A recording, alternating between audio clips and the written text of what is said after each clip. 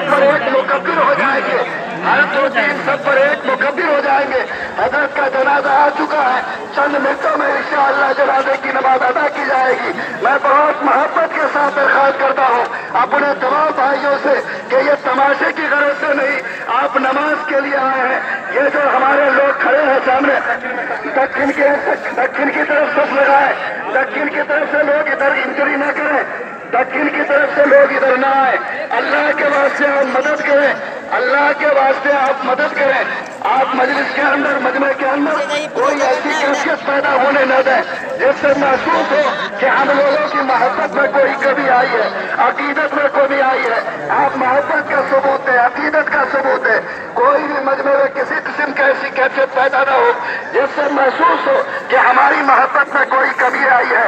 हमारे प्रशासन के जो जिम्मेदारियां हैं, जो तरीका आपको बता रहे हैं, जिस तरीके से आपकी रहनुमाई कर रहे हैं, आपसे दरख्वास्त है कि आप उसका रियायत करें। मोहब्बत का सबूत है, मोहब्बत का सबूत है।